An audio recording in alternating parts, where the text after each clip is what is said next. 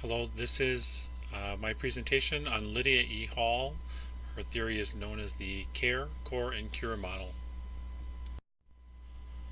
Little background, Lydia Hall was born in September 21st of 1906. She first earned a diploma of nursing in 1927. She then went on to earn her bachelor's in public health nursing. And in 1942 she earned a master's of natural science where she then began teaching. She was also known as the first director of the Loeb Center for nursing, where she implemented her theory of nursing. That theory was based on not only the patients but the environment, and it was considered cutting edge at her time in the 60s. She did not develop her theory all at one time. It was actually developed over many different writings and observations she had during her time at the Loeb Center, and she had passed away in 1969. This is an image of her theory. You can see the three components: the core, the care, and the cure. They all overlap one another, showing the importance of the interdependence of them on one another. And the model is based on the patient's needs and their ability to use their own self-reflection to evaluate their needs. The quote coming from the article is: the source of energy and motivation for healing is the individual care recipient, not the healthcare providers. And that's where it comes from. All of our patient growth comes from the patient's own abilities. The plan has three core beliefs: that all of our patients are capable of growth, our patients are capable of learning new things, and we need to use a total person approach when we look at our patients. That means that we not only need to look at what they're saying they need, we need to look at their physical abilities, their financial abilities, all their support system that they may or may not have at home to help them achieve their goals. And again, the circles they're all overlapping, showing the connected part, each part of the theory. This model is very simple and it's very logical. Again, the three components are the care.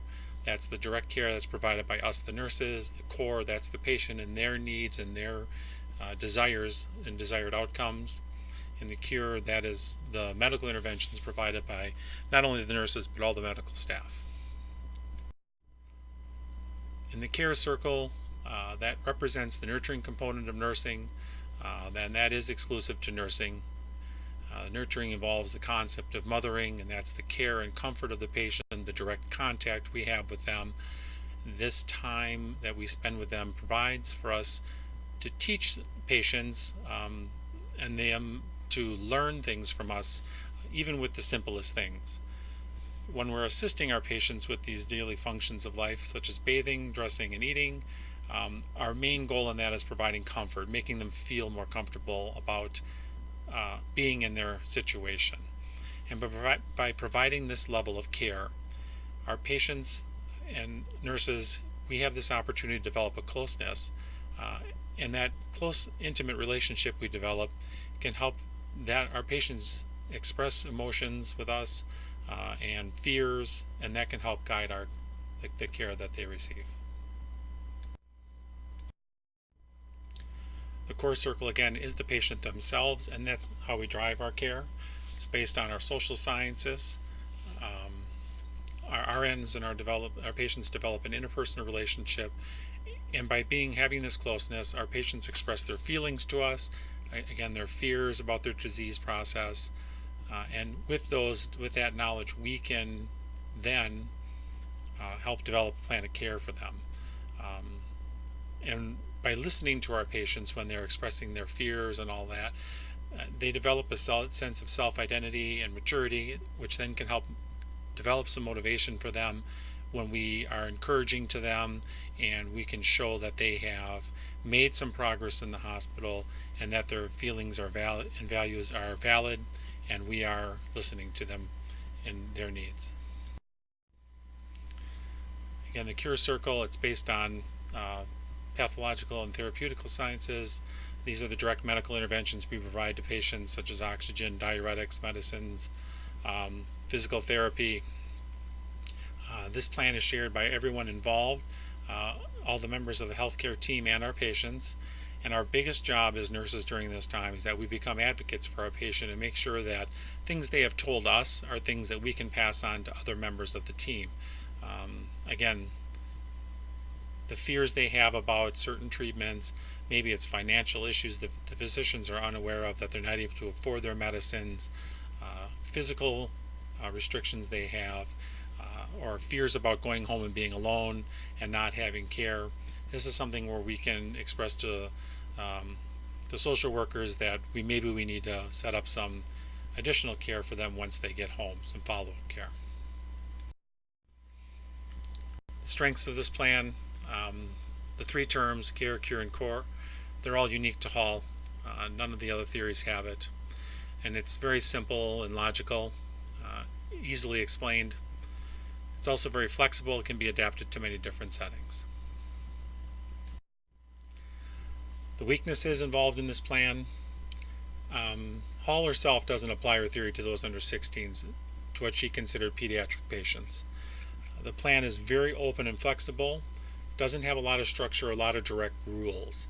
Part of the problem with that is that new nurses, those with limited experience, may have trouble being able to read body language and some of the non-direct cues that our patients are giving us to help encourage them to express. We've seen it, the new nurse who comes out who's very task oriented, trying to get all of her things done in her shift, and sometimes you need to be able to find a way to help each individual patient in a different way express what they need or what they're feeling.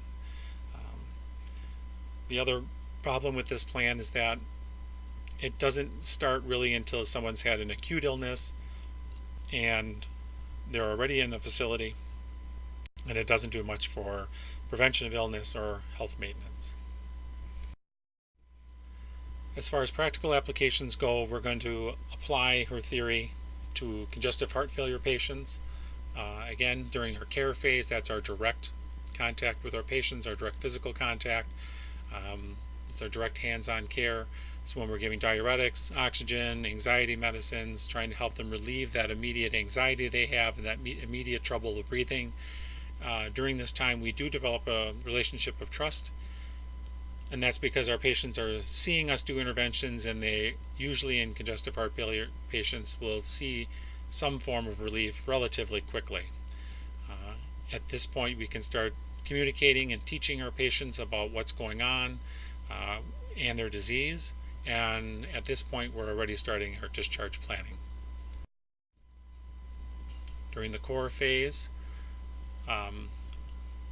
this is usually for a congestive heart failure patient shortly after they're out of the immediate crisis. We talk about with our patients about how they're feeling. When they start feeling better, we start asking about how, what was going on prior to them coming into the hospital.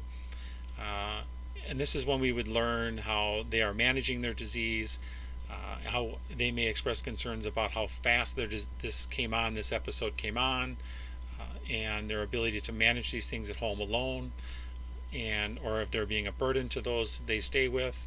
And at this point, we can start discharge planning and give them options for additional care at home, such as visiting nurses and things that would help them feel better about going back home and living alone or back to whatever facility they came from.